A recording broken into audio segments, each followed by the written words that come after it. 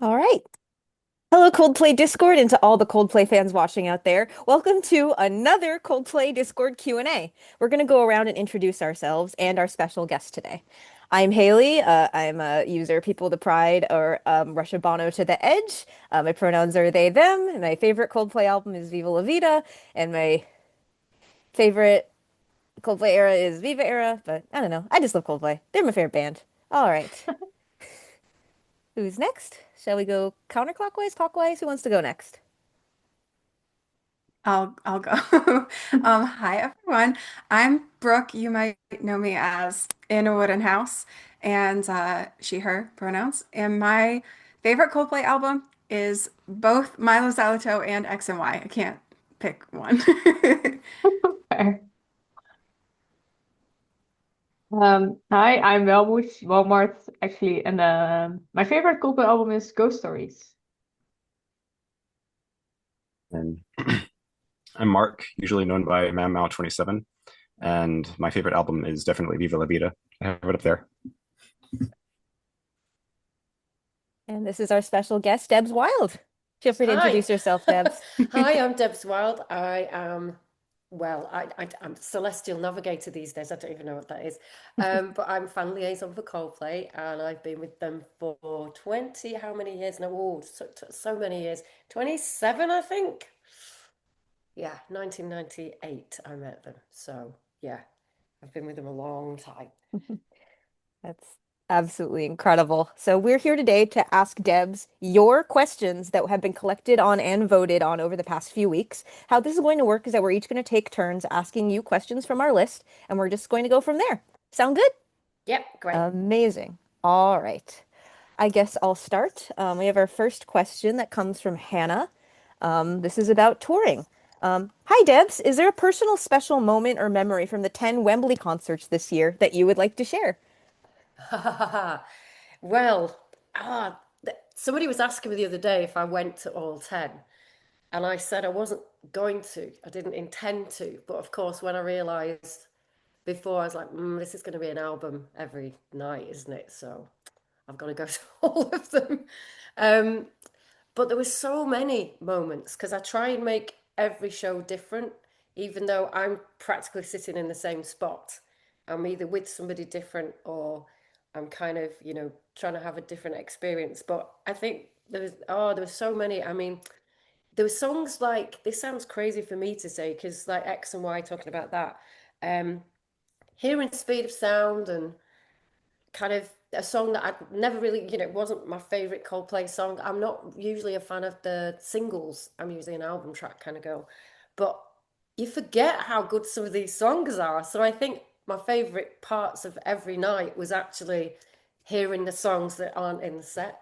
Because then by the end of 10 nights, you're coming out with perhaps 20 that you wouldn't have had. So it's not the answer that she's probably asked me, but it's literally that special moment every night of sometimes I didn't know what was going to play. I had the set list, but I tried not to look because I wanted to be surprised. So my friend sort of ruined the surprise. She was with me. She went, "Oh, politic." I was like, because it's one of my favorites. But at the same time, I thought maybe it's a good job I knew that was coming because I might have combusted. Um, so politic, if I had to pick one of them, but the whole kind of different songs each night from each album was a highlight. 10 highlights. Oh, amazing. Amazing. All right. Who wants to ask the next question? Okay, I'll go. I I think think we're we should going in stick to this that order now. order. Yes. Yeah. Yes. Okay. Um, that is a great answer. The next question that we have is, do you travel with the band? So maybe I answer that first, and then there's like a Okay. follow-up to that. No and yes, as in I don't tour. If I do go out to see a show, if it's the first show of a tour, I'll go with the band. But generally speaking, if I do go on tour, it's a bit like to be a fan. So I usually end up working when I'm there, not all the time, but like there might be a reason I'm called out for something. But generally speaking, it's I either get an invite from the band to say which show would you like to come to, as a jolly, you know, it was a nice experience, not for work. And then the rest of the time it'll be, oh, I've not been to see them there, and I kind of fancy that. So I've been to, you know, I went to Sweden and Denmark and Portugal and Brussels and Amsterdam, although that was half work. So there's a few that I do go to, but last year, some of you will know, um, total treat to be fair. Um, I got to go to Australia, and it was quite a quick, short trip considering it's that far. So I went and did 8 days. So I did 2 shows in Melbourne, 2 shows in Sydney, and then flew home. So that was a treat, but I did a bare minimal work while I was there because I've never been there before. So I don't travel with the band, I tour with the band. And I should sort of say, I think I'd quite like to, but there's just not, I don't need to. I could just work from anywhere. So Yeah, that does sound like a nice extra just to be like able to travel all the way to Australia. Well, I know it was really fun. And the funniest thing was the first night, I was delayed. So when I got there, they were already on stage. So I thought, oh, I'll just go to the hotel. And the next night was a day off, and it was a Halloween party, and I saw Will and Johnny, and they were like, "How's the jet lag?" And I went, "I'm fine." And they were like, "Well, maybe tomorrow." And then the day after, they're like, "How's the jet lag?" And I went, "I'm fine." And then by day 4, I was like, "I'm still fine. It's coming." And they went, "I don't think it's coming. I think you've whatever you've done, it's not happening." And I didn't get it on the way back, and I'm convinced it was because I was absolutely just so excited to be there. My adrenaline didn't give me time to shut down and go, blah. So I had no jet lag. It was great. So I highly recommend it. Going excited. that's nice. Oh, Yeah. all There right. was another question a bit about traveling. Hi Debs, thank you for answering our questions. In the updated version of your book, you provide a detailed and unprecedented account of the creation of I Am a Mountain, and also a quote from Will about recording everyday life songs in Tuscany, Italy. It inspired me to ask you the following. How often do you attend recording studios with the band? And which of the sessions you've been present at would you say is your favorite one? They don't let people into the recording sessions. So I've never been in a recording session, but I do get to hear everything. Um, so hope Chris doesn't watch this. I don't really, Chris. I do sometimes get sent stuff before it's finished just to see, you know, what do you think of this? And I was very lucky last year that I got to see behind the scenes. I got to watch the recording of the album, but not live. But anything that was recorded, um, I watched it. So I did see things like I Am a Mountain. There's this breakthrough moment where Chris was working on the chorus and he just couldn't, well, not, it wasn't the chorus, but he couldn't quite get the lyrics. And watching that was just amazing because it was like suddenly when it came, it was like this, oh my God, eureka moment. It was wonderful. So that was my favorite on a screen. But I do remember being played, going back to one of your favorites, Ghost Stories. I remember sitting in the bakery at the desk and Phil played it and I just sat there sobbing. I just literally crying my eyes out. And yeah, that was amazing. But even just listening to it in the studio on, you know, on the big speakers and so loud, it's amazing. But also the funny thing is whenever I get sent music, I listen to it like this because I get paranoid that the neighbours can hear and it's not supposed to be out there. So the day the album comes out, even though I go for a walk with it still in my ears, I then come home and switch it up and go, at last everyone can hear it. It's out in the world, and it's really weird because when it's out, it's yeah, it's a weird sensation, but I love it. And again, that's not properly answering because no, I don't go into the studio, so I don't have a favourite. Back in the day, actually, now I come to think of it, I did go to Parr Street when Rush of Blood was being recorded. But I also, this even supersedes that, I remember going to their rehearsal room when they were recording. Well, they weren't recording, they were writing for Parachutes. And Chris just said, "Oh, what do you think of this?" And just sat at a piano. And me and my friend were there, and we were like, we can't quite remember if it was Trouble or Everything's Not Lost, but we remember just sitting there going, it's really good. That was like amazing. I just wish that either of us could remember which of those two songs it was. It was one of those, but yeah, that was a special moment. T Kane says, "Hi Debs, thanks for the Q&A opportunity. In recent years, it feels like Coldplay has been using their music for increasingly ambitious creative endeavors. Everyday Life being a political protest piece, Music of the Spheres being a three-album epic, and LP11 being a musical, etc. What do you think is the most interesting creative project Coldplay has ever tried to embark on through their music?" Interesting. I mean, it feels like everything, when Chris says things about, oh, this is a trilogy here and this is the end of that era there and then moving on and stuff. But I think just everything they've done to me has been that kind of, whatever the progression has been, it, if I'm honest, where they started, I wouldn't have predicted where they are now. I didn't know that that was the musical journey they would take. I'm not sure they did, of course.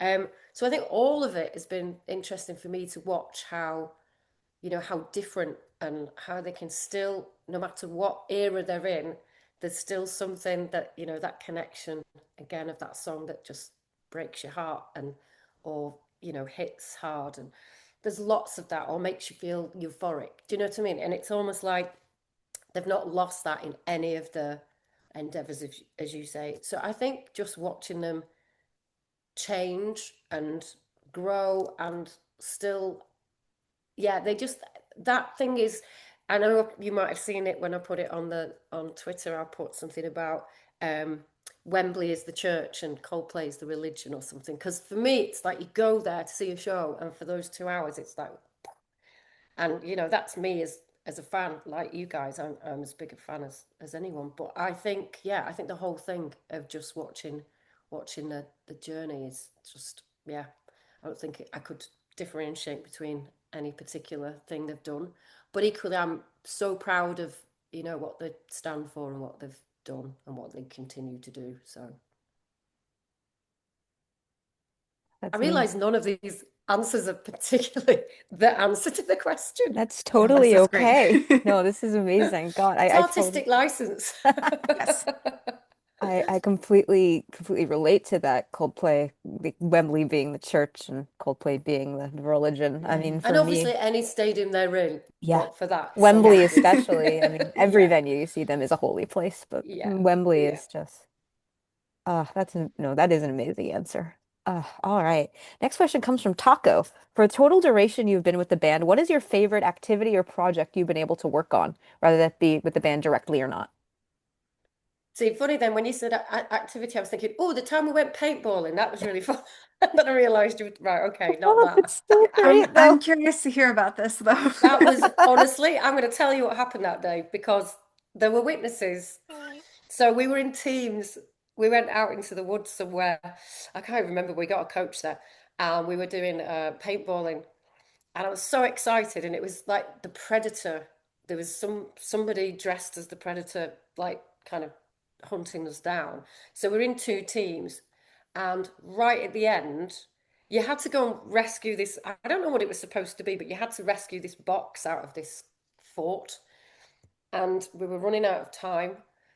And I remember just, I don't know what it was. I think I was just trying to impress everybody. So I was like, I'm going in. And I just like ran in and just grabbed it and threw it out. And I remember Chris after going, who got the box? And it was going, Debs. And it was like, what? And I was like, yes. I was like so excited.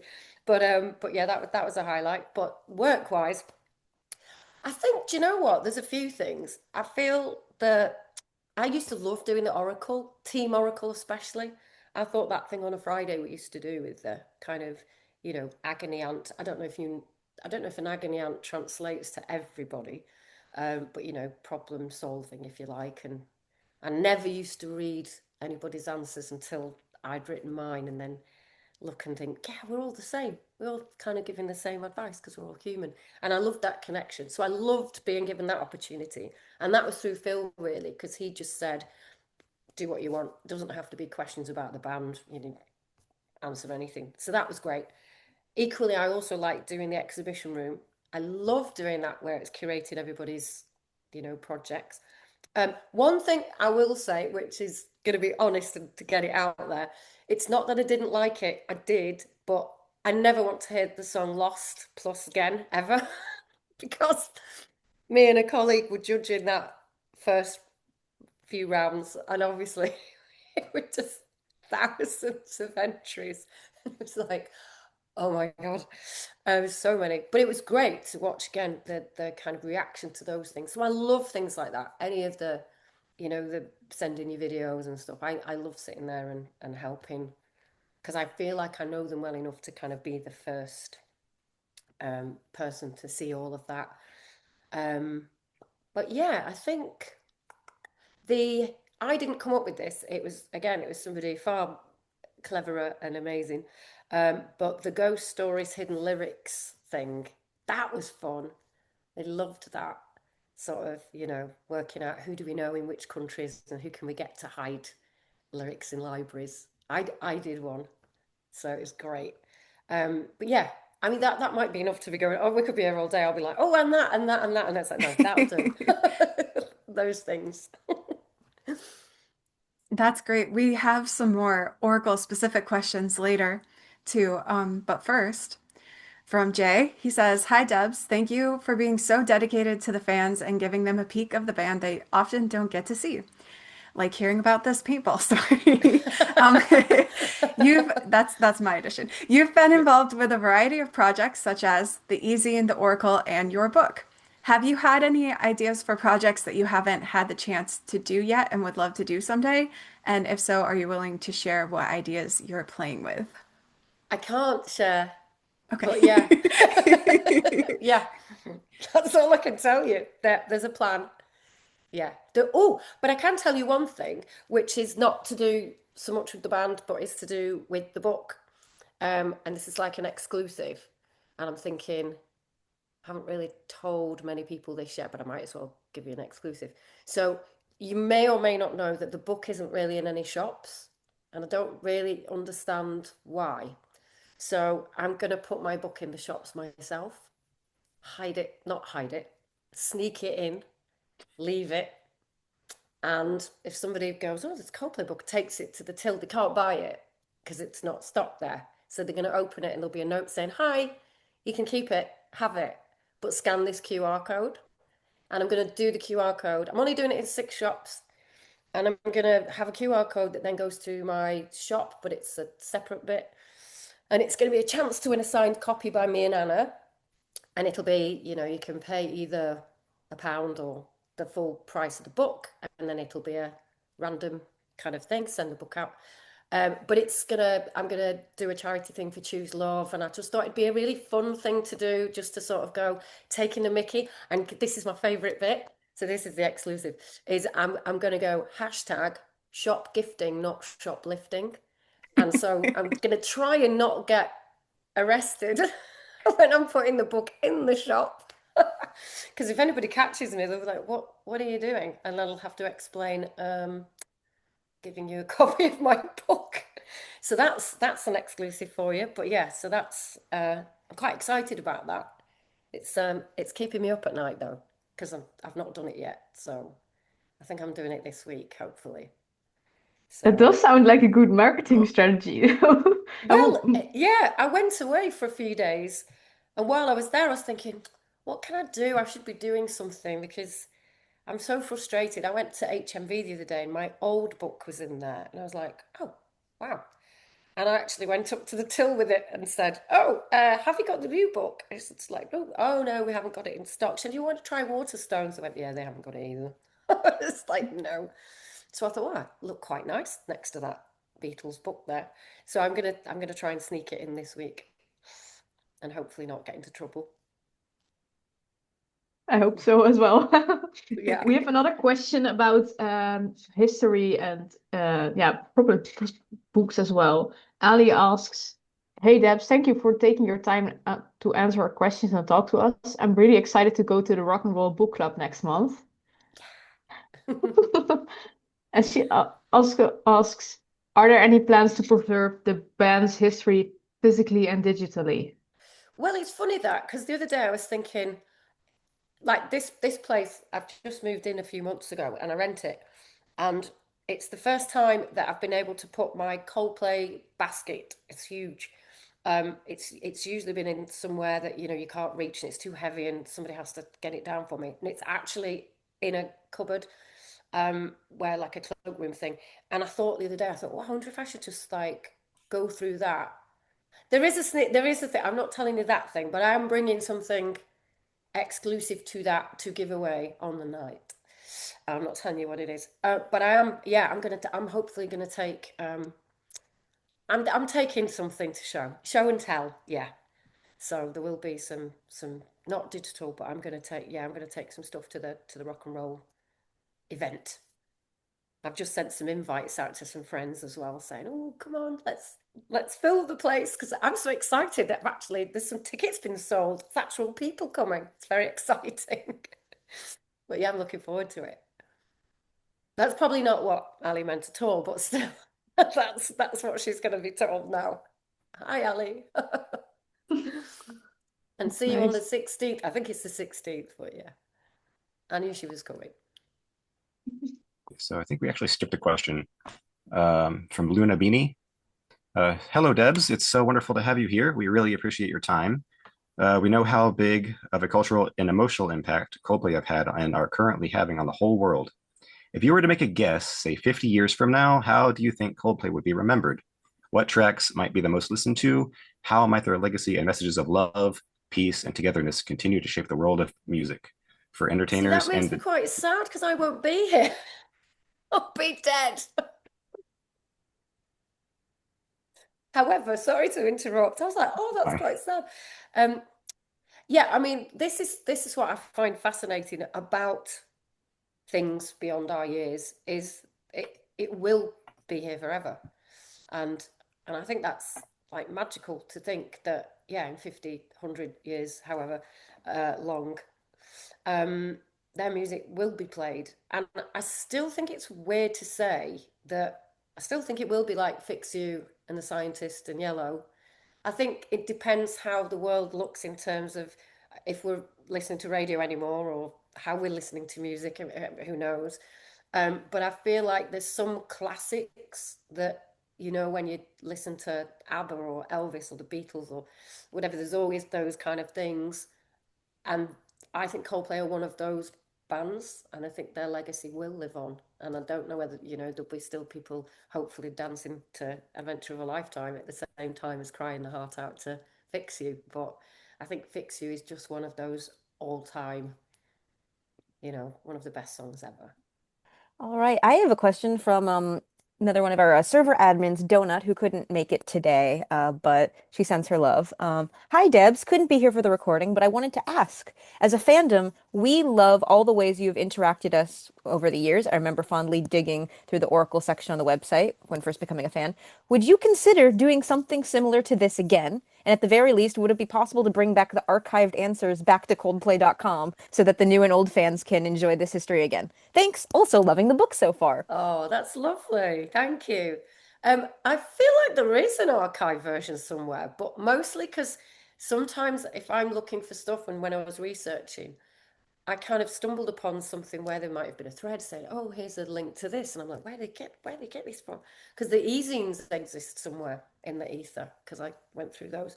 Um, I think if I did it again, I don't know if they'll bring back any archive part. Because again, I'd love to see again the exhibition room and the hypnofeed.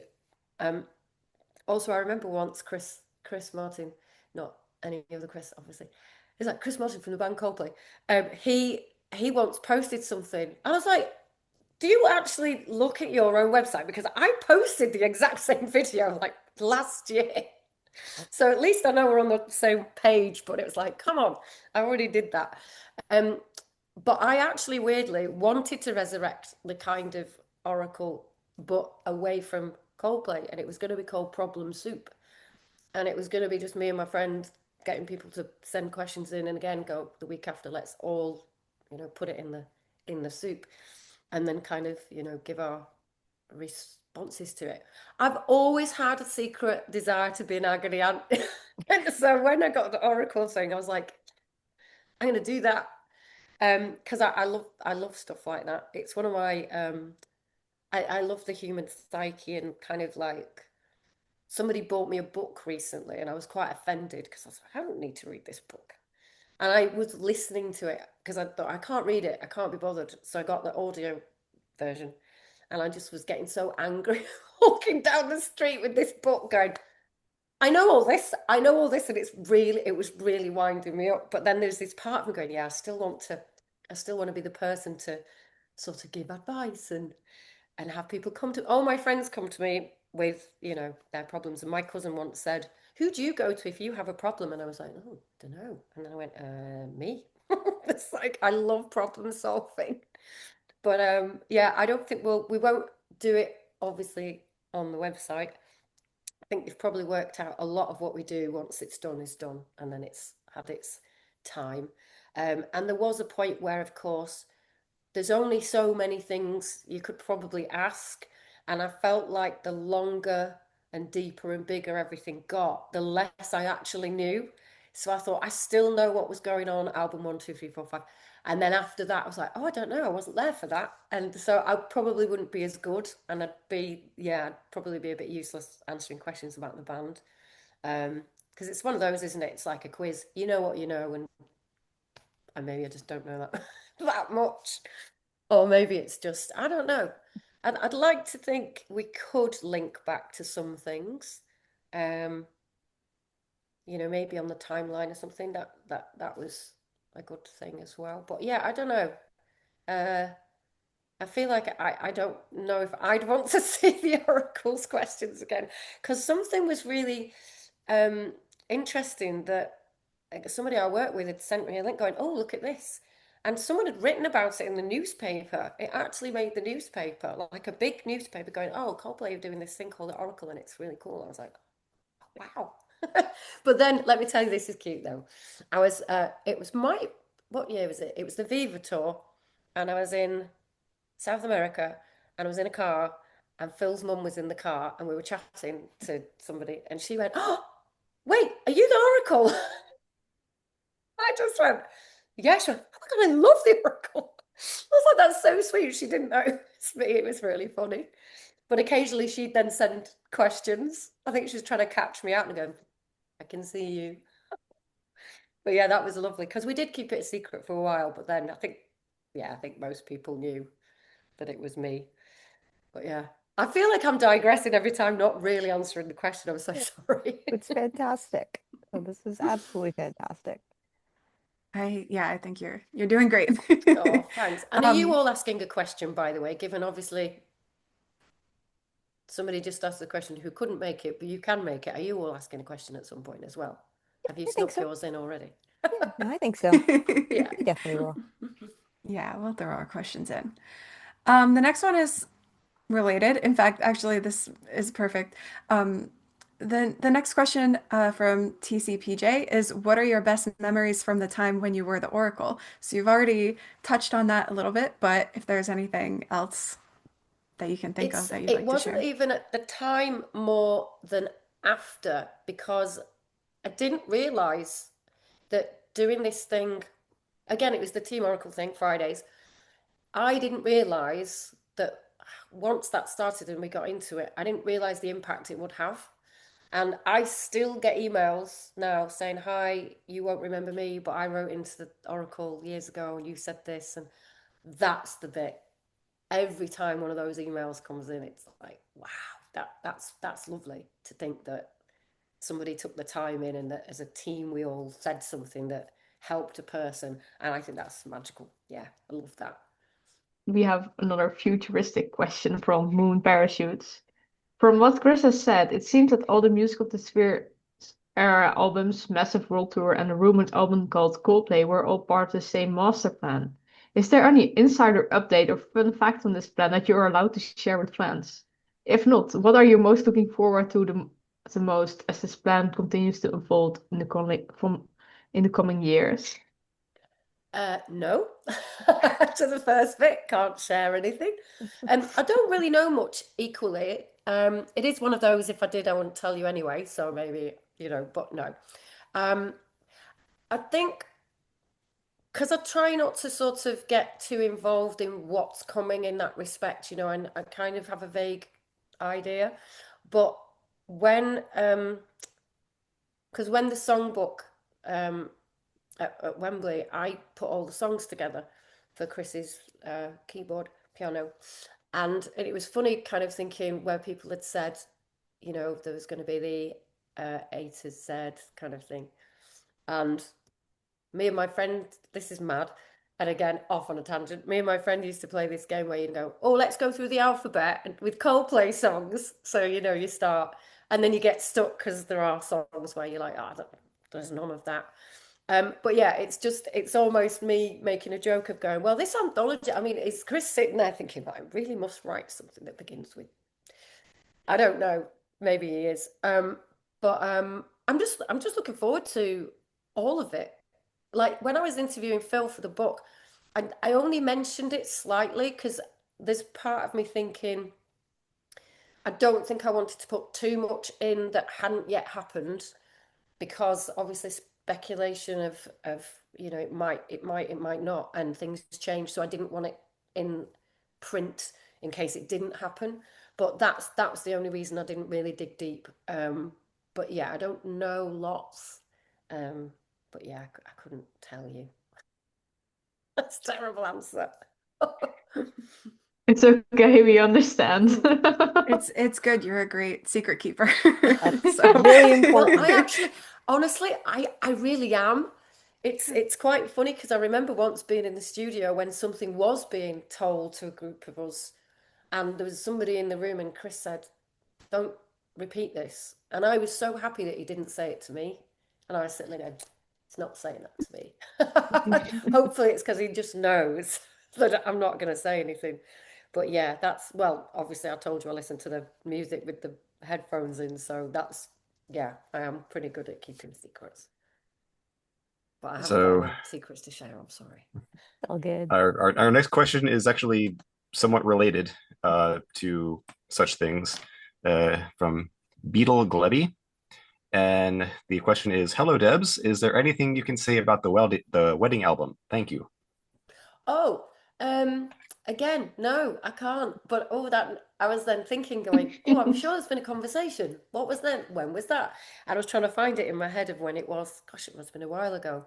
Um, no, that's it. I can't tell you anything about that. No, Fair enough. I don't really know much about that either. It's just, it was obviously mentioned. There's a lot of things that you all know, kind of, either crop up or, and I'd put this in the book about it. A lot of people that I interviewed for the first one and the second one kept referring to this cousins of songs and this and how it's all intertwined. But yeah, who knows? And we shall see. Yeah. Amazing. I want to jump ahead quickly because it is a question that is one of the ones I wanted to answer, but another person also responded, but it is about the music industry. Ayush Sharma and myself both want to ask, for individuals aspiring to enter the music industry in areas like A&R, artist management, or talent discovery, what insights would you offer from your own professional experience? Are there particular challenges or turning points from your journey that you think newcomers should be ready for? And what advice would you give them on standing out while maintaining authenticity and passion? Yeah, I mean, it's an interesting one because I've just been to Riga Music Week, and I was talking to people there saying, so if you don't know, I used to work in a school with children, and I was always mad about music. When I was at school, I used to drive everybody mad about music. And I was working with these kids, they were like 5, 6, 7 year olds. And it was great, but it was every day, the kids were different, and so every day was different.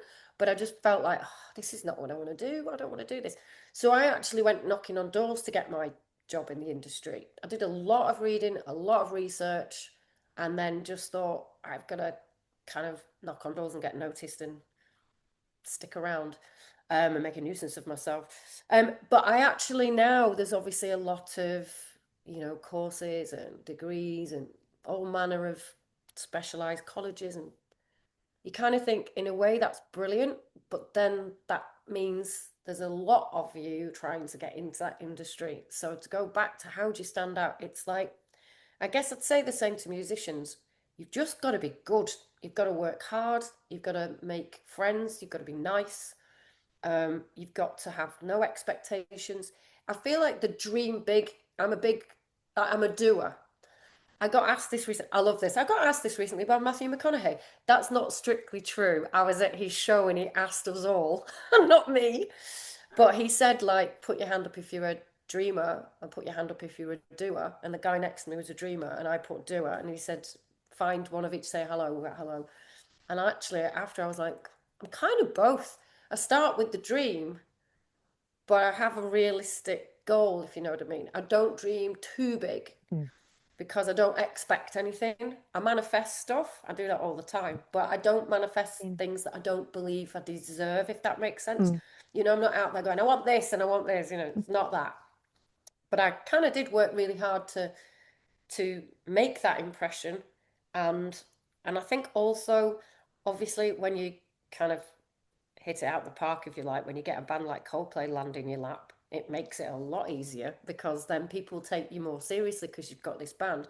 However, I was also saying to people that for God knows how many years, I had about 3 jobs. You know, you had to like realize that there wasn't a lot of money in any of it.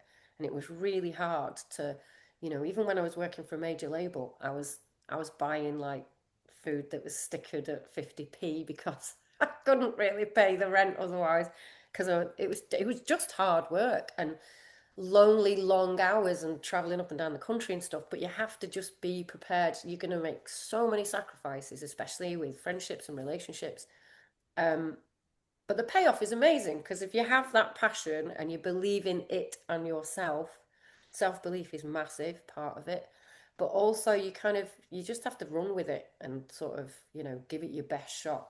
I think there's also an interesting point where there might be a time where you might think this isn't working. And weirdly, my moment came in America, of all places. I was working with Coldplay at the time, but I also was working for a record label they had an office in Amsterdam and an office in LA.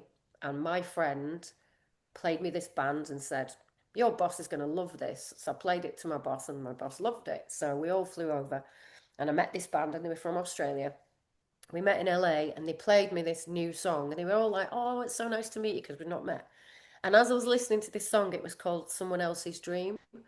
And I thought, oh, oh, maybe that's this. Maybe I'm not supposed to just be chasing this dream. Maybe the music industry, maybe A&R is not my thing because my boss didn't sign Coldplay, my boss didn't sign Keen, my boss didn't sign anything that I know what, like, it was literally, even though ironically I was in an office with a guy who just signed this band, I was now thinking maybe I shouldn't be doing this. So I kind of took my foot off that pedal and just thought, right, what am I doing here? And then just kind of allowed things to happen. So I went into a bit of music industry teaching and then went full on into the Coldplay world. I still did a bit of scouting and consultancy, but I just thought I don't want to be running around trying to find the next big thing that my boss isn't going to sign anyway. And then just decided that that wasn't my calling anymore. I think it had been, but then it stopped. And I think that's really important to sort of keep check, Mm. like have little points where you just stop and take stock and just think if you have to go that way or that way and see. But there's a lot of opportunities, of course. But again, I think if you attach yourself to a great band that you believe in as a manager or a promoter or A&R, that will definitely help. So Mm. yeah, keep watching music and listening to music and going out and seeing bands and supporting bands is what I would say. Yes. I, The that is very long answer. incredible advice. That is genuinely like, that is the most incredible advice. Oh, My thank goodness. you.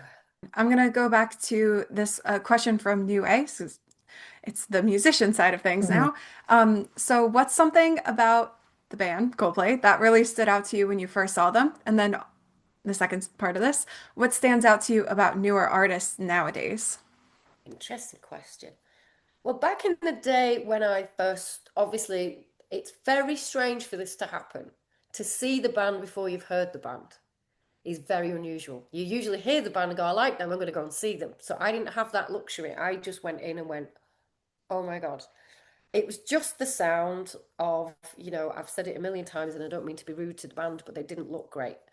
But they sounded there was something about the sound. It was just, obviously it's still there. It's still that Johnny's guitar.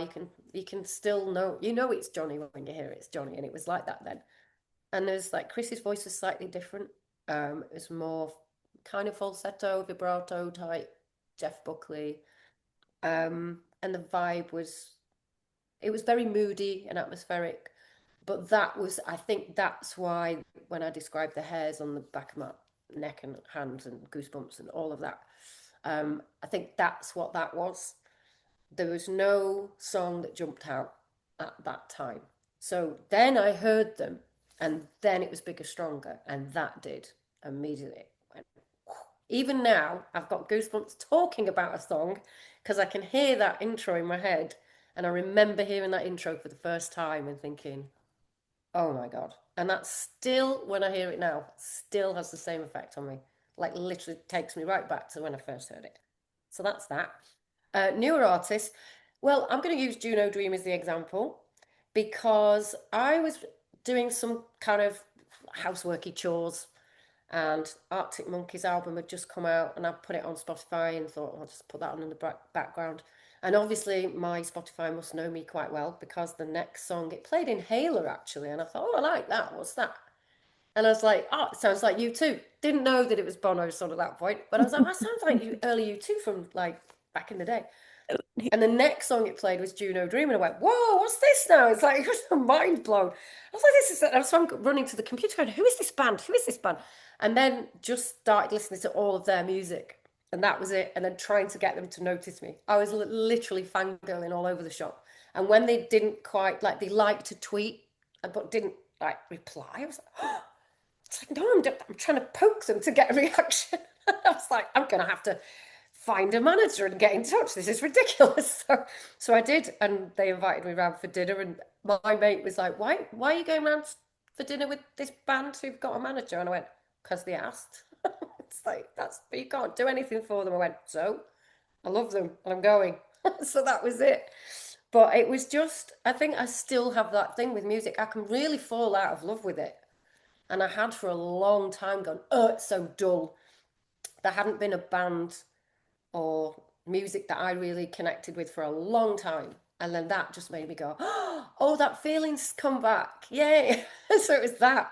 And I think that is what music is. It makes you feel something. And that's, there's throwaway songs, there's karaoke songs. I love karaoke. And every so often, you'll have an Amy Winehouse that I just adored. And, there's that.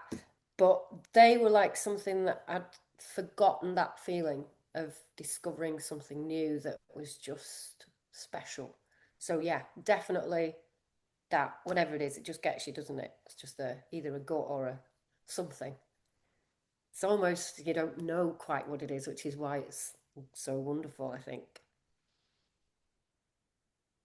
Yeah. It is really nice to discover new music, yeah. Yeah, it's great, isn't it? Yeah.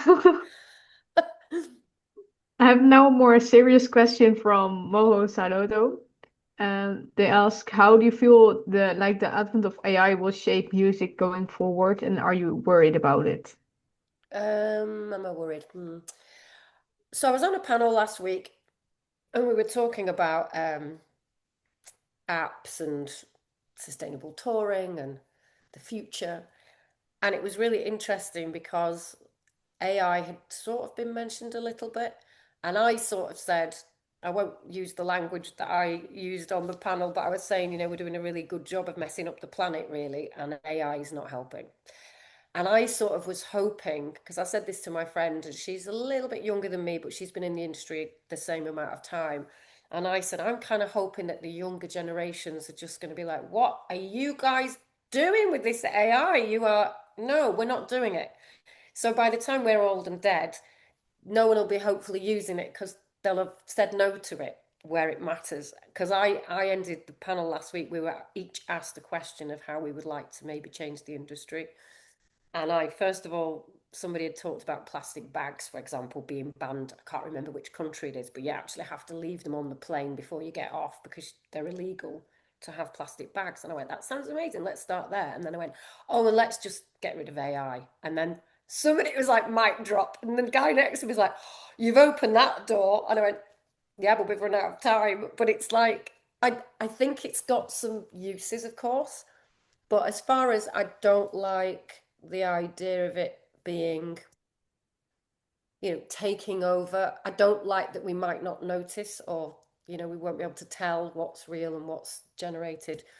Um, I'm not a huge fan of that idea at all because I feel like music is one of those things. All art, I'm going to say, actually. I've got a friend and she is an incredible artist and she does AI art. And I'm like, but why? You are so talented. I just don't get that.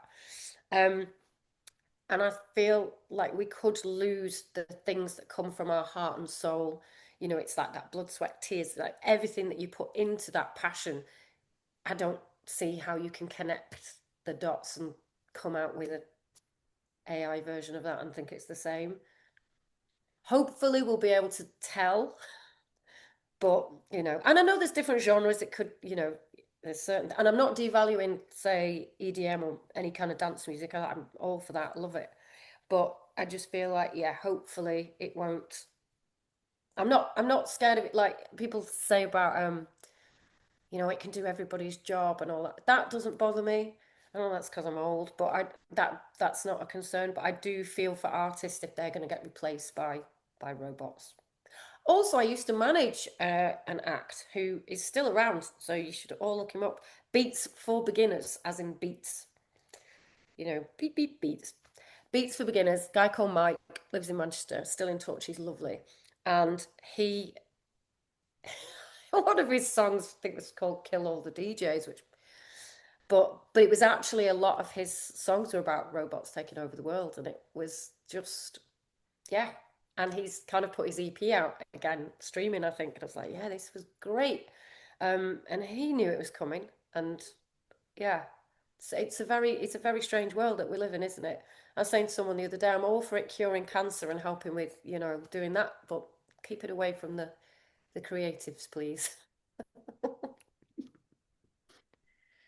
It's kind of like you were saying earlier with like discovering new music and that there's just something there and you can't quite describe it. That I feel like AI can't do that. It'll like look good or sound good, but it's not going to have that element to it. And I think Yeah, as fans, we don't, we're not going to want it, no, Not going to have that same experience. no. So, one more industry question, which is actually something that I've been curious about too. I think we skipped it, but I'll go back to it. Paul was asking, how did the dissolution of EMI affect the band, if at all? Well, I think Guy might have spoken about this because again, I don't really get involved in the political side Mm. because I think there's always been pressure on whoever's doing well for a label, like that band, if you're late with that album, as we know has happened, and if that's happened there, and this has happened there. And I just feel like, all bands should be interested in is making their music. And I think all of the rest of it, just leave to the whatever. I don't like the politics of labels. I remember once doing an e-zine, and I think it was I think the e-zine used to go to a few people before it was out, and I'd obviously put something in uh, that I got into a bit of trouble from someone at the label because I didn't care. I didn't work for the label, but I just said something that was factual, but they didn't like it, so I got into a bit of trouble. So then I had to watch what I was doing, and of course that's because I think they might have funded the e-zine, so fair enough. But generally speaking, the industry is weird and it's changed, and I'm kind of glad I'm not really in that um, because I don't really understand it anymore.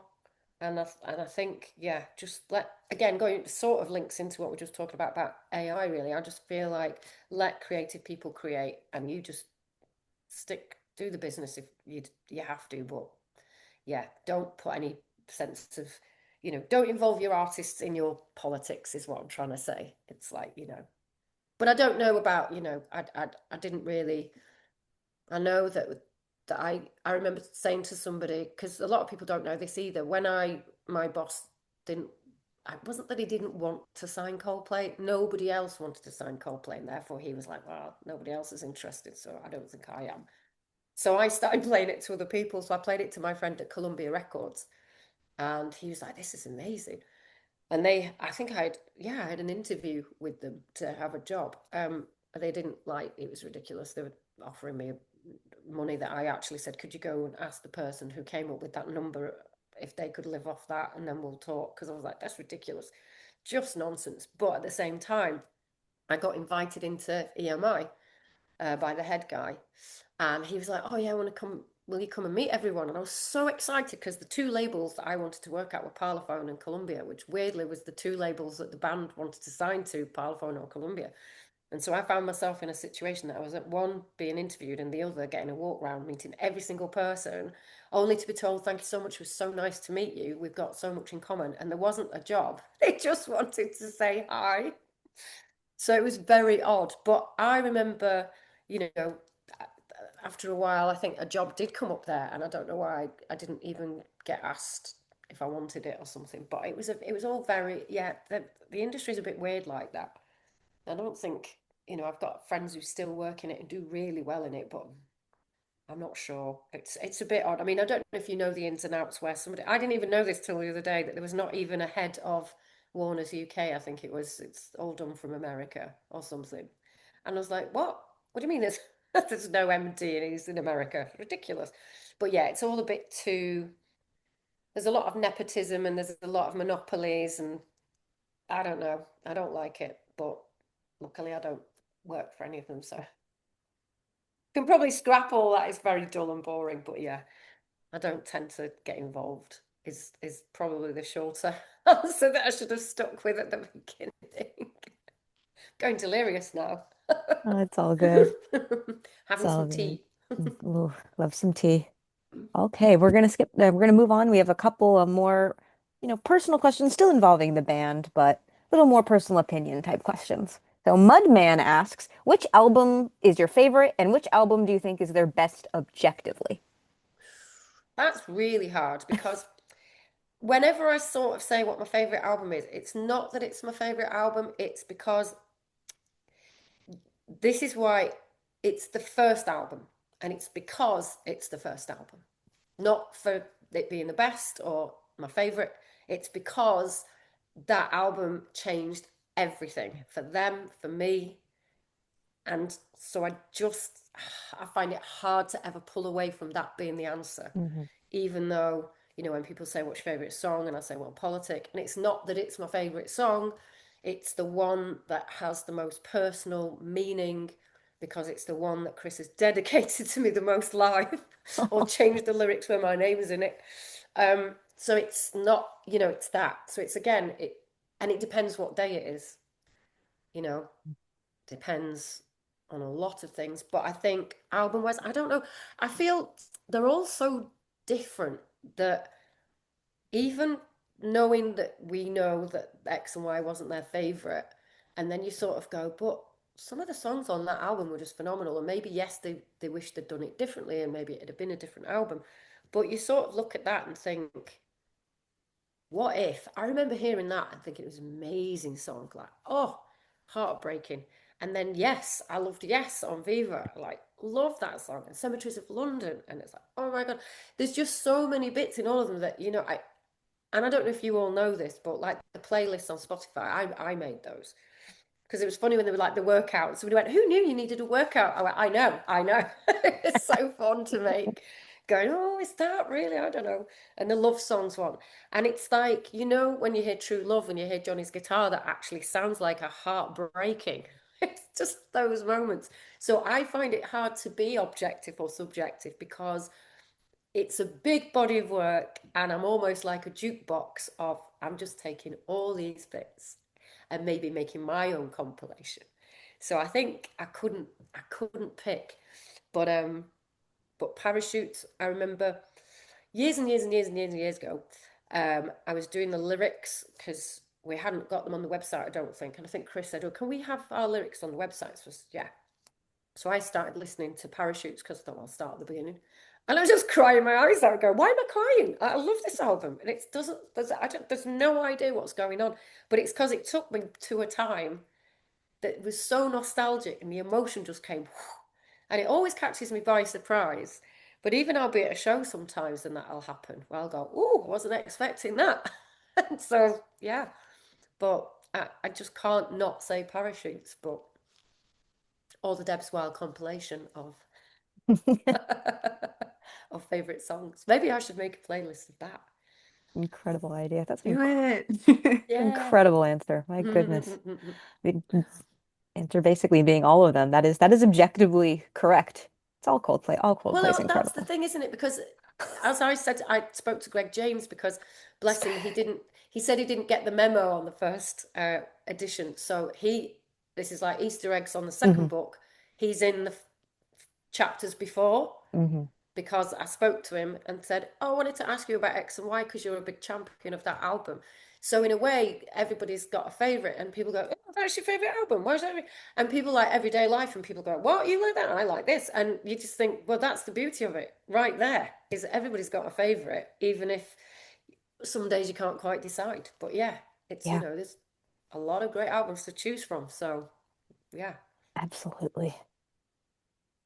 Yeah, that's great. It helps too that the band are always trying new things too, so it can reach to a broader amount of people. So it's really fun for me to hear things like I love the more spacey stuff, but then we have like a lot of people love ghost stories the most, and it's a very different tone. yeah. Um, so I it brings actually, us, when you say I listen to yeah, Moon music, I can't listen to that song without crying. Even watching Chris write it and hearing the piano before any lyrics, and I was like, "What's that? it's What is good. going on?" And the other thing was, I remember hearing Coloratura last year at their church, and I just sent that word to Chris with a heart, and he just sent some hearts and a rainbow back. But I was like, how lucky to hear that song, because that song I played that to my mum. Yes. So my mum died a couple of years ago, but she loved Fix You. She actually wanted Fix You at her funeral, and I said no way. But I only said no way because I knew she'd picked it because she thought the song she actually wanted my auntie had had, and she thought it wouldn't be nice to have the same song. So I went to my auntie's family and said, "Oh, would you mind if we have the same song?" And they went, "No, not at all." So I went, "For you, otherwise it would have been Fix You." I couldn't have coped with that. But she loved Coloratura because she went, "Oh my God, it's like the Beatles, like, in their kind of all the songs and the sounds and yeah, so it's like a proper favourite. Love that. Anyway, that has That's nothing great. to do with anything apart from you said It's all good. spacey. Oh, You it's said okay. That's spacey, and I'm thinking okay. about moon We, music making well, me cry. Oh, we all, well, I think I can speak for us all when I say we all love I Coloratura. Yeah, Um, think it's gorgeous, won the isn't it? most song versus song and survivors we've had on this entire server it's anytime we just do them. such a massive undertaking of a song. Like it's so It is. It's unbelievable that like they a even made theatre it. piece, isn't it? Because it's Yeah. so theatrical and it goes through so many time changes and there's a waltz in there and you're like, Yeah. what is going on? And it's like amazing. But yeah, It's nice. I so love that. I so special. Yeah. I love, sorry, this is sidetracking a little bit more, but I love hearing the evolution of Coldplay in later songs. Like my favorite song is All I Can Think About Is You, and it Oh has yeah. an older feel to Yeah. it, but still like with them evolved like in their craft, you know? Yeah. It's So so it's many. I great to hear stuff like swear that. the other day, and I shouldn't say this because it makes me a bad fan. I was in a shop and I was like, that's Chris. That's Chris. That's Coldplay. What the heck is that? What is that? And I was like literally listening, going, oh, I don't, my brain couldn't like compute. And I was like, I know it, but I don't know what it is. And it was miracles. But I had to Shazam it because I was like, my brain just wouldn't find the information because I was so shocked at being in a shop, hearing Coldplay, but not a Coldplay, you know what I mean? I was Mhm. like, That's a so really rare yeah, We one. love crazy. rare cool. I think the rarest I've heard, I once heard flags in a McDonald's. Really? Beautiful. Oh, It was very unexpected and that was Yeah. pretty great. I Uh like it when you hear things like that though, because you know somebody who works there has gone, Yeah. let's sneak that on. yeah, yeah. All Um, right, I'll bring us back to the question. Yeah, So, sorry, went off again. no, that's okay. That's okay. We love it. We're all fans here. So, Isaac was asking if Alphabetica, the future planned compilation of scrap songs, became a reality, which era of the band's music would you like to hear more of? Ooh. See, this is interesting because I reckon I'm amazed they haven't even called me up and asked for my input on this album. Abigail, you've got vitamins. Don't forget vitamins. Feed your vitamins. Yes. Um, see, I've got a lot of songs that no one's ever heard, which it's so odd because I was talking to, oh, it might be tomorrow. I don't know if it's coming out tomorrow. I did a podcast with Simon Williams, and I don't know if he's waiting till we do the book event. But we did it ages ago, and it was quite funny because we were talking about, well, obviously Coldplay came up, um, but we were talking about what were you just see? I've gone off and I've got excited and then forgot what we were talking about. I know, oh, the unreleased stuff. And I've told this story before where when I first, very, very first met the band, we went to a pub in Camden near where Chris and Johnny lived. And I said, I was talking about what, who your influence is, apart from the obvious. And I think I upset Chris because I said the obvious, which made him think, oh God, are we just Radiohead? And I went, well, I wasn't even thinking of them actually, but anyway. I got to a point where I was talking about ode to deodorant and said, what's that about then? Because it's not about deodorant. And he went, it is. And I went, no, it isn't. And then realised, obviously, first lesson in Chris Martin was, it is about deodorant. I remember thinking, oh, but I had been given a copy and I was playing it in my car and I loved that song. And it was only going back to what you said about objective and subjectivity and stuff. It was only after where I thought, come on, you can say that's bad. It's not though. I won't allow it. It's not. But at the same time, it is because it's called Ode to Deodorant and it's ridiculous. But there's still something about that song that I love. So I feel like, going back and listening to even Don't Panic was called Panic and was different. And there was, yeah, there was so much from the early days that I wonder if that would be the era to see how different they'd do it. Because obviously we know when they say, oh, Violet Hill, oh yeah, that's been around for ages. And then, oh, that riff's been around for ages. And then that's been around for ages. And little known fact, High Speed was on a demo. That was not going to be on Parachutes till I'd heard it and said to Phil. And I wasn't, I had to say it to Phil because Phil said, don't tell them I've given you these songs. Oops, sorry guys if you're listening. And so I said, what's this song, High Speed? It's like, why is that not like on the album? I love that song. I said, the bass line is just, I mean, it's come together, Beatles, but whatever. I said, oh, it's so cool. I love it. So he kind of had to go in and pretend that, it hadn't come from me, but I was like, oh, maybe we should revisit this song. So that was great. And then album 3, Talk wasn't going to be on the album. And I was at a rehearsal space. I took some fans. That was exciting. Had to do a can you all be at this place at this time, and they didn't know what for. And then I just took them into this big room where the band were there, and they were like, Yeah, the and then dream. Chris was going, and he said, "Oh, I've got to go. I've got to go." I said, "Where are you going?" He went, "Well, thanks to you, I'm getting on a plane and we're mixing Talk." I went, "Oh, brilliant!" Because that was not going to be on the album because there were 3 versions of it, and they just couldn't quite decide which version to go with, if any. So I was like, "No, no, I think you should definitely revisit that song." So there's all of that thinking. Surely, then there's something in those early sessions, but then. Yeah, all the unreleased and the B-sides and stuff. God, that's a really hard question. But again, probably because of where I started with them, I would want to go back to the start. Uh-oh, there's a song. So yeah, I think I would. Maybe. Yeah, I'm going back to early days to see if they'd pick up anything and see what they'd do with it. Yeah, like So Sad and yeah. I Mm, think so. I'm going early. There you go. good. Finally, Oh, after Great waffling answer. on, I've decided. oh, good. Yeah, that does sound interesting, like how they would handle it. Yeah. Yeah. Another question related to listening to demos and other stuff. Okay, that Cubic asks, okay, Debs, be honest. Is there one song that Coldplay have released that you've put on your head and your hands have gone, what the F are the boys doing? Yeah. Yeah. I did. As soon as I heard Sky Full of Stars, I was like, what? No, absolutely not. And quite a few of us thought that. And then I remember it was so funny. I went to a wedding and it came on, and I think it was the day after I'd seen them perform it in Glasgow's. Party, it's not Party in the Park, Radio On, big weekend. Mm. And so I'd heard it there, and I thought, yeah. And then I was at this wedding and went, oh God, it's.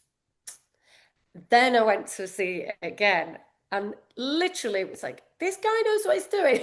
It's like, you shouldn't doubt him. He knows what he's doing. And won us all over because, of course, there must have been a point where it's like, yeah, it's for the stadium, it's for the thing. If I had one criticism of that song now that I love it, it would be, I think it should have been at the end of the album. I think it didn't fit where it was, and it should have been the light at the end of the tunnel. It should have been, oh, yay, like that. So that's my view. But yeah, when I heard that, I was like, what's going on? So yeah, big reveal. America, number one Will fan, asks, can you tell us an inside joke among the band, even if it makes no sense to us? It's not an inside joke, but I can tell you a joke. What I tried to write this down and it doesn't work. So I get the chance. We were in this was 2005. We were in Sheffield, no, we were in Leeds, and they'd just been in this very big, like an airport hangar, doing the Twisted Logic tour prep running through, which was also interesting because you remember the big countdown at the beginning. And the opening of that show was supposed to be the light bulb, which then got moved to Fix You, of course, because then it's like, it's just trying things out and that didn't work there, so it was moved. But we're doing that. And then we ended up, and it was quite fraught. I love a rehearsal. I love a sound check. Anyone that knows me knows I love that. I can stand there for hours listening to that. Don't care, love it. And watching it all come together and just wandering around. It's my favourite part. Anyway, when we'd finally finished, the first day I'd interviewed Guy and Will and Johnny. And then the second day I interviewed Chris. But in between, we stayed over at this hotel in Leeds. I think we must have taken over the whole. It was only a tiny thing. It had an honesty bar. So we were sitting in this little honesty bar. And I can't remember how it came about, but Chris started telling this story about, God, can you imagine back in the day when you had to, like, before pens and people weren't writing things down and you'd have to use like a chisel-y thinking stone. And he starts doing, imagine like you're writing the Bible or something, like a really lengthy tome, and then you get to the end and somebody's like, what? And you, instead of putting the D at the end, it's a G and it says the eng. And honestly, I couldn't stop laughing but he kept saying it and it was just so funny because it was just like, he found it funny. And the more he found it funny, the more I was laughing. And they were all laughing because really it's ridiculous because it wouldn't make a difference. But his point was, you get to the end and then put the wrong letter in. And it still makes me laugh. And I still think of it quite often. He's got the best sense of humour. They're all just really funny, actually. But Chris is hilarious. One of the funniest people I know. But yeah, I could probably tell you a million things of jokes that have made us laugh over the years. But yeah, that just sticks in my head. But yeah, I don't know. I'm thinking if there's an in joke though. Is there an in joke? I don't know, but there was one time where I was at the bakery doing fan mail and I was putting signed 8x10s when we used to actually physically put them out, putting them in the envelope. And Chris was like, what are you doing? And I said, what does it look like I'm doing? I'm doing your fan mail. He went, we get fan mail. I went, yeah, you get quite a lot of fan mail. He went, really? I went, yeah. And then he took the envelope out of my hand, and he just got a Sharpie and he kind of drew one of his doodles on the back of this envelope and signed it. And I went, well, that's never going to make it there, is it? I said, you can't send that now. We're going to have to put it in another envelope. He went, what do you mean? I went, oh, never mind. And it was like, sometimes just doesn't understand the gravitas of how important this band are. They're quite famous now, that somebody might intercept that before it got to the recipient. But yeah, so I had to put it in a new envelope. But I'd never heard from that person, so I wonder what they must have thought when they opened it, and they just got this little extra bonus of a Chris Doodle, which was a bit of a thank you. I think it said on it. It was really cute. But yeah, I mean, that's not an in joke, but it was funny. Lovely. It's funny we're talking about in jokes. This is just something that's been on the back of my mind this whole time, since obviously you are so, you have such an outreach between the fan community. Um, I was wondering what your thoughts are on Coldplay memes and Coldplay meme culture. If you have a favorite like Coldplay meme that you've seen the community come up with, I mean, because there's there's so so many. There's many. so many. There's some great ones. I mean, I think, what did I see? I'm sure I saw one. It must have been last year. I can't remember. But it was, yeah, there's been quite a few. And obviously, I think my thing just generally though is when, especially when I go to the fan meetups and people kind of go, "Oh, you saw that?" I went, "Yeah, of course I saw that. I see everything." And then it's sometimes I don't know if people are doing it on purpose, going, "It's all right, Debs will see it," or whether they're like, "Oh, Debs saw it," and it's like the whole about Neil with his phone in the pocket, hand in the sky, and I'm always Yeah. like, "Dude," it's like you're not. And even if I'm not tagged on it, I still know he's doing it. And then we're like, "Shh, don't tell her," and I'm like, "I can see you." It's like I know what you're doing. And then bless him, he did stop actually putting his phone out for Sky Full of Stars, but one of his pictures ended up in the book, and I'm pretty sure it's from Sky Full of Stars. So I'm like, yeah, you can have that one. It's fine. But yeah, no, it's I don't know. I can't think of one, but I do. I find it as funny as the next. Well, yeah, it's funny. Yeah. That's what the internet's good for, isn't it? Yeah. Like, it does make me laugh. Mind you, I'm not a doom scroller, you Mm. see. I am a purely cats doing funny things and funny. Like if my friends send me a link, I'll be like, "What is it?" I'm not opening it until you tell me what it is. Because if it's something depressing, I'm not opening it. Because then my algorithms will think I want more of that, and I don't. So they just have to check with me before it gets through my filter of going, "Okay, I'll watch that." But yeah, it's yeah, the memes are good. Yeah, I am my the oldest one that I like remember being a part of.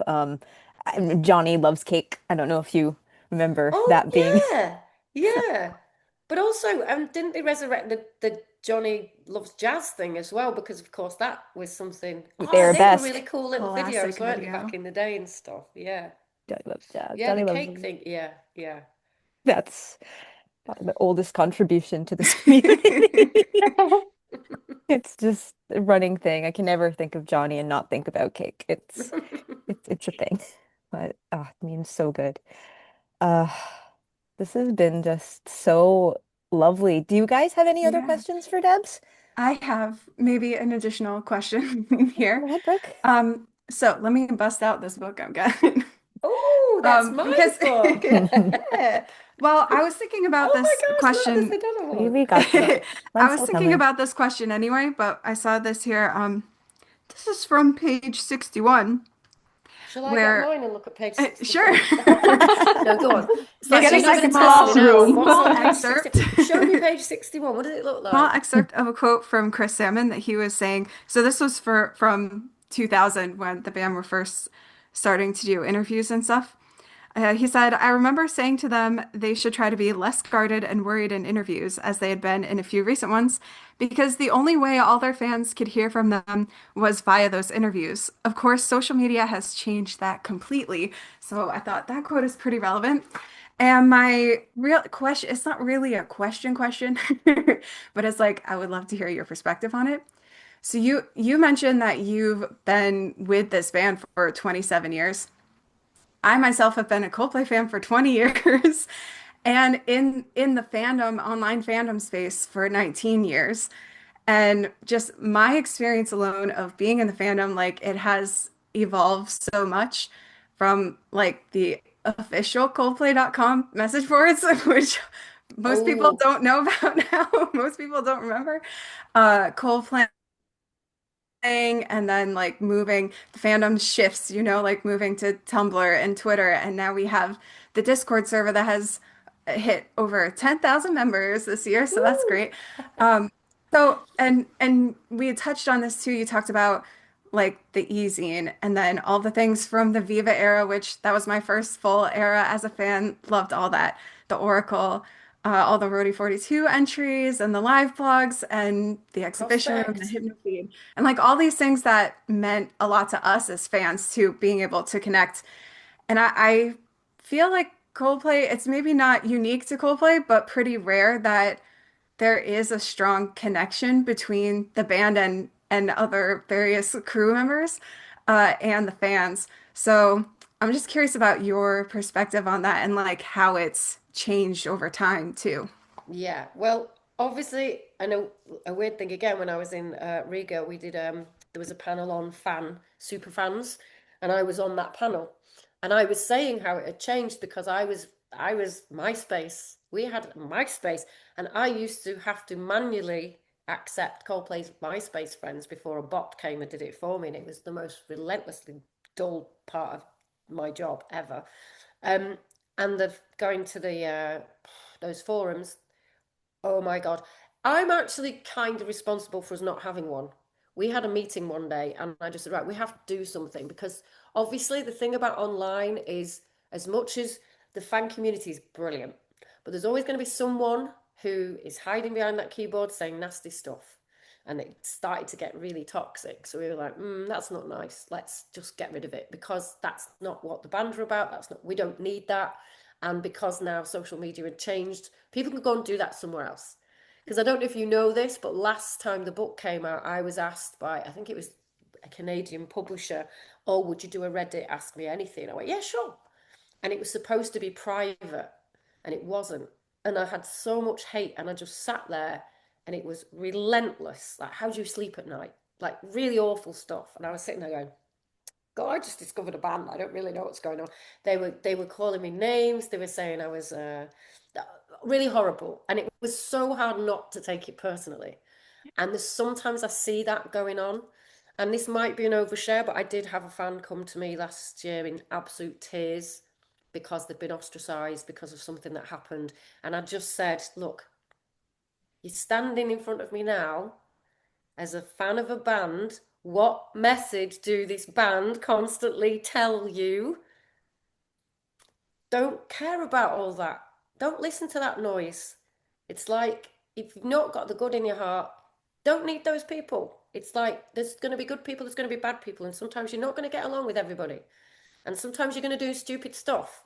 And you have to stand up and say, I did stupid stuff, and then you take it and then it's gone. But you can't let this culture suck that out of you and bleed you dry and beat you down because it can be really harmful.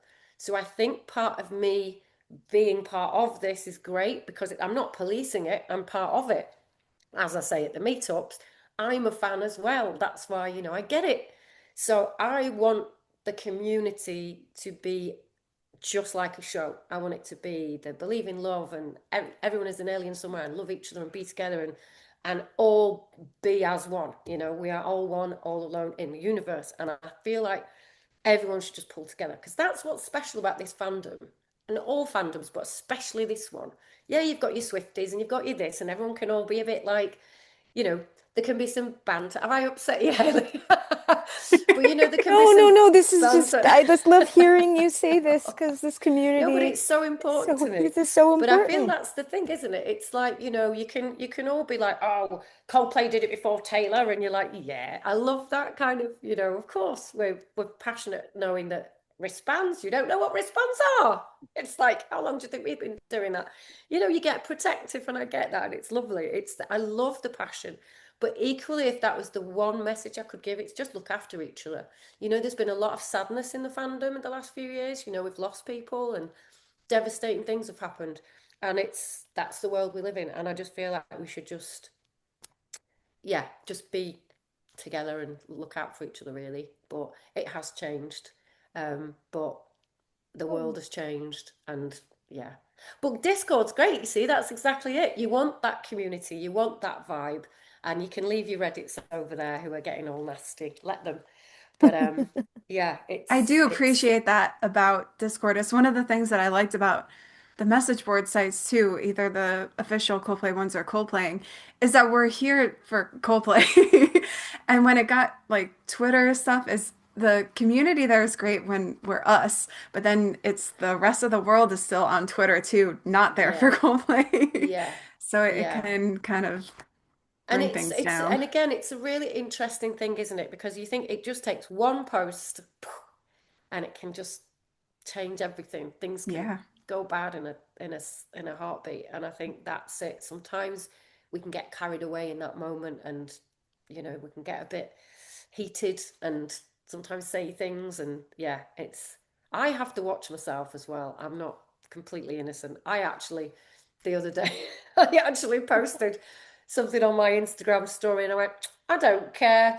And I thought I shouldn't put that, but I'm putting it. And basically it was, see, I'm putting it out there now. So the story's disappeared and I'm about to put it out forever.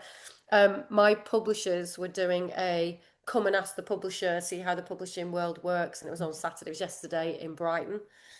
And I put a post that went, oh, I've got a question. I've got plenty of questions. Shame it's in Brighton. And that's all I put. Because I just don't think the publishers are doing a great job with this book, really. And they didn't the first time. I didn't want to do it the first time. I didn't want to do it the second time. But I love the book. So don't get me wrong. I love the book. I just do not love the other bits. But yeah, so sometimes, yeah, even I have to keep myself in check with this ever-changing landscape of social media. And yeah, it's kind of hard, I think, sometimes as well, because I just sometimes think I have to also think, I want to be real. I want to, yeah, we say authentic, we mentioned it before, and it's like, that's me. And it doesn't really feel, even though I put all rants on my own kind of thing or whatever it is, the disclaimer, you still know they have to be careful because, I wouldn't want to get anybody else into trouble and I wouldn't want to say anything that would hurt anyone. So I'm quite mindful not to be posting critical Mm. personal opinion as well, because you can easily get drawn into that. And I think that's something, keep it in there. Don't say anything. It's just harmful, isn't it? So, yeah, words can be, Yeah. cruel. Sorry, I was tearing up earlier. Just this whole answer has just been what I love so much about this community. Like you just kind of summed up like the entire like just reason this community has been so strong for as long as it has. And it's just really incredible to hear you say this as basically their original fan. Like But this is the genuinely. thing, it's not lip service. When Chris Hmm. says we're all one big band, Hmm. that's because we are, and Because everybody we are. feels that. And I think I was trying to convey that when I was talking about super fans on this panel. I was talking about the fact that, the community feeling and inclusivity in that world, and especially in a stadium, I've never seen that before. I'm sure it does happen, but I've never seen that kind of community feeling in such a big space. How can you make 90,000 people feel like Family. a little kind of space? It's lovely. Truly. Ah, that's amazing. Mel and Wilmer, do you guys have any questions? I just want to say, like, this is the first like actual fan community that I've ever been a part of. Like, it's pretty much just still the only one. And I feel so fortunate that this is the one that I have like chosen for myself. And I actually kind of feel like in a way it chose me too. And it's been incredible the whole ride. Like Oh, I've been a that's fan. lovely. I've been a fan since Viva, and since then it's just been nonstop. Like this is like I feel like this is kind of where I belong at this point, and so it's really been amazing. Have you Um, all got a favourite moment then that stands out for each of you in your long journeys as fans? Oh, Ooh, I can Very see hard all the question. thinking. oh my goodness. I think um I was thinking about it recently. Like last year, there was Coldplay BBC Radio 1, and which was only like streamable in the UK. So then we got a few people who were doing VPNs, and we streamed it in the server, and we had like I don't know how many people were watching it, 1,000. I think I had like 1,000 people watching at my stream, and there were like two other streams with like that many people. And I thought that was very, very nice and like very like you with so many people all over the world, like you're watching this stream, you're coming together watching this stream. I really liked that one. Lovely. That was an amazing day on the server. My goodness. It's just, I think about just, I've been in this fandom and this community since I was 13 and a half years old. Yeah. And it's just so, I think for me, what I think it's always going to be this. The day before the Apollo show, when I had just moved back to New York in 2021, and it was I had just turned 27. And so Coldplay had literally this been a part of my for exactly half of my life. And that day, it was the day before the Apollo show. The band were being interviewed by Howard Stern on his Sirius channel, and I was kind of having like weird reactions to how Howard was talking to the guys, and I was like, why is there a part of me that just wants to go up to Harlem and fight Howard Stern? So I got on the subway, was listening to the interview the entire ride, and then I got off the subway, got to the stage door at the Apollo because I used to live 10 blocks from there pre-pandemic, and Howard was like, "I'm recording this at the Sirius studio. The band are at the Apollo rehearsing," and I'm just like, "Huh, okay." So I missed Howard, okay, but the guys are here. I don't know. Needless to say, short story, that was the first time I got to actually really meet the guys, and I that was the first time I met Chris. And Oh, it's just the exact halfway point in my life of when I'd been a fan for exactly half my life was the day that I met the entire band, and they just were the kindest human beings. Like it's gonna stick with me for the rest of my life. I think that's lovely. it's still my pinned tweet because like Chris was having a really rough week, and I was just telling him that hey, the whole community loves him and we're here for him. And it was just they're just the loveliest guys. I Was that October by any It chance? was September. September. September? It was September. Because there's three photos in the book from that show because my friend lives there and Hmm. I got him Yep. in and he took them. Hmm. And that picture of Chris sitting on his own, that was the one, wasn't it, with the balloons? No, That this was show?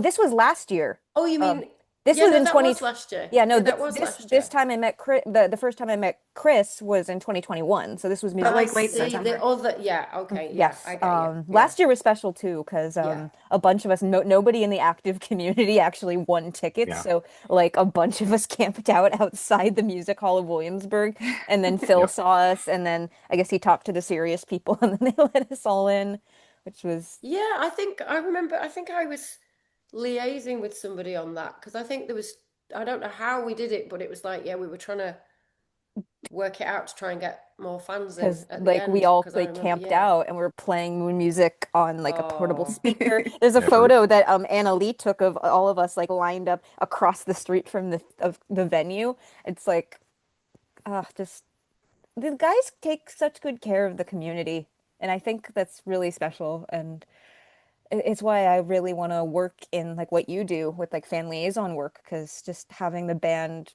and the fans have this amazing connection is just yeah. the most And important again, thing in I'm the not world. sure it's a job that really exists in the same sense, so I don't know how I Mm. ended up getting so lucky, really. Go with the flow. I ha for me, I kind of have two different ones. Mhm. Um, so the first is like, oh, I don't know how to say this. I've got my Milo doll back here. And I always so it actually started with the acoustic lost video competition that I made a Mm. really Trigger, horrible trigger, video. trigger warning. Sorry. And I'm sorry that you had to watch mine because I know it was not very No, I good. enjoyed watching all of them. It was just listening to the song over and over Yeah, again. sure, sure. But I had made these puppets of the band, of course, just for that video. And then the Amazing. next year, when it came time for me to actually go to my first Coldplay concert, I took those puppets, me and my sisters, and we had them, and we were by the C stage. And We were both at Chris this gig, noticed by the us, way. pointed to Will, showed it was that was great. So that was Oh, like my first concert experience, and ever since then, I always make something. So I've got my Milo doll I took with me to my Milo concerts. I've made now three Angel Moon puppets, which I was on the Jumbotron at Wembley for, I've which seen was a it. big moment for me. Um, and I remember when Music of the Spheres was coming out, they had done the City Winery show, and there was like an interview when who was it, Odyssey? When they showed it after they did an interview, and I just remember Chris mentioning that like in terms of interacting with fans or like things that fans do, he mentioned puppets, and I was like, somewhere I've been recognized. So it's like that sort of feeling of like being seen. That's one for me. But then more on the fandom side of things, this was again Music of the Spheres era when they did the Today Show, and Haley and I were at that. And that was the first time that the Today Show was doing the concert thing post-pandemic. And it was the first time that Coldplay were playing for an audience post-pandemic. And so they had the songs, I know they did Clocks and Higher Power, and then they were going to be done. And we all just started chanting one more song. And they decided to do it, and they did, and it was A Sky Full of Full of Stars. stars. And Oh, that is one amazing. of that, like being in that setting and all of us singing it together, that is one of my favorite fandom memories ever. It was just great. And now it's kind of the same as what you're saying. Like, I loved that song before, but ever since then, now it has like much more meaning to me personally because of that. Yeah. Special day. My God. Yeah. The photo of a whale covered in streamers. It's like a core Mm. memory. Yes. Oh no, that's still the funniest thing I've ever seen in my entire life was at home in the middle of the night, and there's me and my colleague texting each other going, "Oh my God, hurry up already! It's like stupid o'clock in the morning." And it was that Austin. I was going to say Austin City Limits, but it wasn't. It was South by Southwest, and it was a gig that did have streamers, and they were just you couldn't see the band because they were just covered. And it was about 4 o'clock in the morning, and I was doing screenshots on my laptop, laughing my head off because it was literally whatever had happened. I think it was all these blue and yellow streamers and guys' guitar, like it looked like just a disaster, but it was so funny. And it was like, how are you even? Yeah, I don't know, but anyway.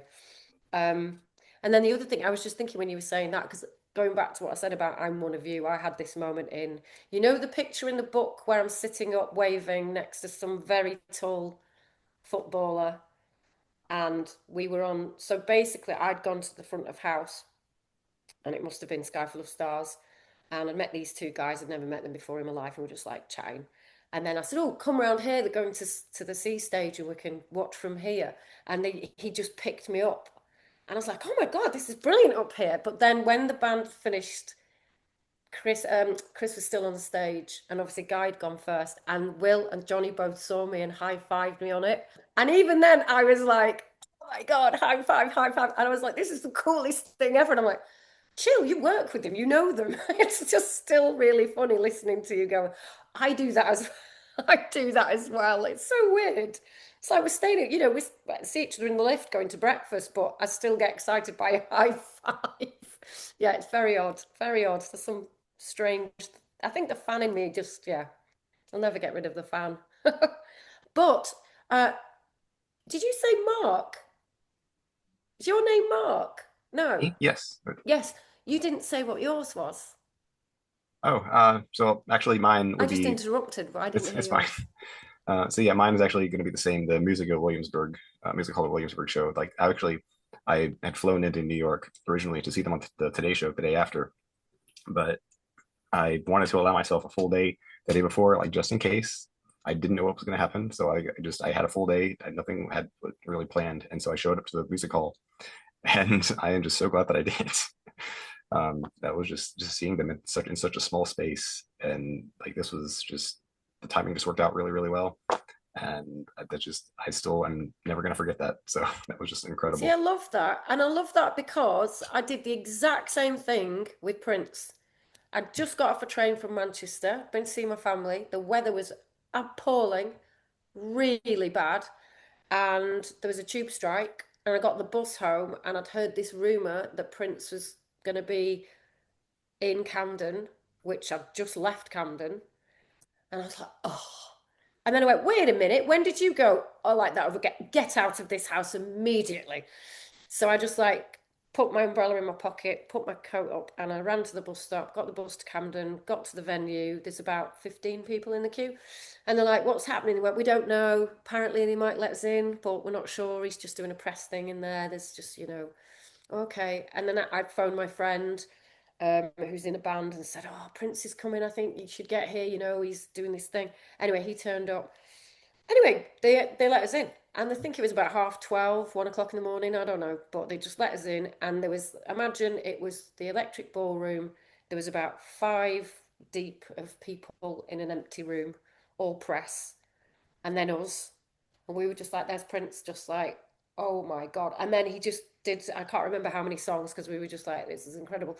And then when he'd finished, he said, "Tell your friends I'll be back here tomorrow," and then just started his hit and run guerrilla tour thing. And so I went to loads of those. Some of it involved like queuing up for like getting my 555. I was in the queue. Um, but yeah, doing all of that, and so I totally relate to that thing of going. If I'd stayed at home and I'd have missed that, then I wouldn't have known that. And it's like almost sliding doors, isn't it? If there's something you just think, I don't know why, but I've got to go there, and then sometimes you get rewarded for whatever Exactly. made you take that chance. So yeah, it's great that you all got those opportunities. I think I love it. And then I actually had another question. So I'm kind of the collector at heart. And I was the one in at the Lightroom that had the big bag of CDs that had how I was having you sign them. Which thank you again for that, by the way. Oh, when I said I'm not, I told somebody this last week where I said, I'm not signing your safety EP, not unless you want it to devalue. Yeah, I actually have it sitting up there too, by the way. Oh, Um, but I was kind of wondering. So, like, I'm sure you have some pretty amazing things. I was wondering, like, do you have a place in like particular that you keep all that stuff? Like, do you have like a safe or like a lockbox or yeah. something like It's that? funny that because I often get asked about certain things. So that basket, the box that I was telling you about, when I moved in here, and I kept thinking I need a fireproof box because when people say, if your house was on fire, what would you take? And I used to say my laptop because it's got everything on it. Because now we've got that, all my photos are on there, so there's no point taking. But then when my mum died, I'm like, well, this book that she wrote, I gave her a book. If you ever want a good present, this is a great present. It was a blank book. I gave it her the year my book came out and said, right, I've written a book. Now I want you to write a book. And it's blank and it just says, tell me about me. Tell me about when you were a little girl. Tell me about dating and what were you like as a kid. And she did. So that I take. However, I feel like I should put the safety EP in that book because that feels, and I often say this, by the way, the safety EP is not the holy grail. The safety EP is probably, I would put that on the second Yeah, or third in line because how people don't think that, the brothers and sisters on cassette or, other things that were happening before that. Because, right. yeah, I feel like with safety EP, there's quite a few compared to some of the other stuff. Um, but yeah, I think when I moved in, I did sort of put the safety EP at the top of the basket, thinking, can I just grab that and go? But yeah, that they're mostly like I had all the tickets in one place and sort of it's so funny when you do a book because after you've handed it in, you'll find something else and go, oh, look, I forgot. I forgot I had these. But there's lots of things that I didn't know I had. Like I didn't know I had all those like Chaotica. Did I have the Chaotica cards? I don't know, but the cards that are in the book where there's a whole page of cards, I didn't know I Yeah, had those. So I was like, when did I get these? But also that those things that I was telling you, it was when we do miss the bakery, as in me, the royal we, when the bakery was closing its doors and a lot of the stuff was going to charity, and I spied, those things the Ivor and the enemy, and I texted Phil and I went, "Oh, please may I have Chris's Ivor Novello award?" He went, "Debs, you can have whatever you want." I said, "Can I have an MTV award and can I have an enemy award?" He went, "Yeah." So I was like taking them on the bus, and that thing is really heavy. Not that thing, the other thing, that thing up there, Oh, it's really heavy. Eyeballs So are you kind heavy, of think it's noted. not mine, but at the same time, it feels lovely that I've got, that's the Lifetime Achievement Award, yeah, which I was invited to, so I was there, which was a strange thing with Bring Me the Horizon. Didn't like that. But yeah, so I do have those two things out, and obviously I've got my disc. Actually, when I moved in, I've got a Spotify disc over there that Phil wanted me to have, which was so sweet because it sparks and Oh. obviously because it's an old song and he knows I love it. So he gifted me that, which was lovely. But most other stuff is actually in a basket. But I think Chris's stuff is obviously way better than mine. I don't think it's weird. And I think it's weird. When Chris saw my book, the first edition, I don't think he realised that half the stuff that he was going, where did she get this from? I was like, it's yours. It's like, it's your stuff. But yeah, so I had access to Chris's stuff for a while, so he's got a much better collection than me. But yeah, it's all in a it's not in a safe. Uh, maybe it should be.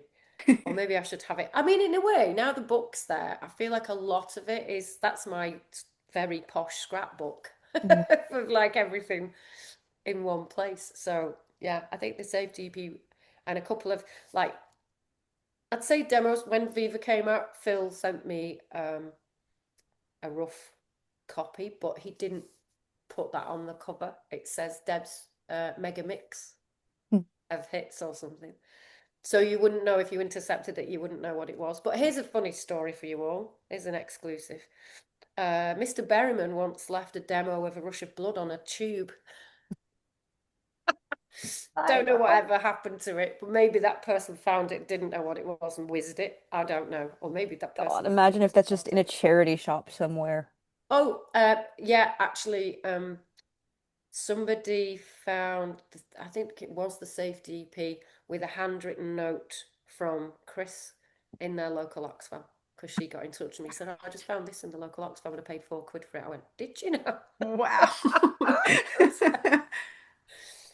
It's worth a bit more than £4. But yeah, so yeah, I mean, keep your eyes open and see what's in Yeah. there. It's crazy. Yeah, Oh, this has there- been lovely, guys. I've This loved has it. been Yes, so just an absolute gift. Oh, yeah. We're Thanks for just having me. so yeah. grateful that you've been just such a champion of the band and this community for 27 years, and obviously Thank you. for the rest of time. Just genuinely, thank you Okay. so much for joining us. Well, thank you for having me. Thank you. Thank I'll you for keep my making eye out for it. time. When is it going to be out and about? We're thinking, I don't know, we're still planning, but hopefully, probably around the holidays, I think would be fitting. Yeah. Oh, that would be Little nice. gift to the Yeah. fans. Yeah, Yeah. that'd be very nice. I mean, it's that long. They'll need to be on a Yeah. holiday to watch it.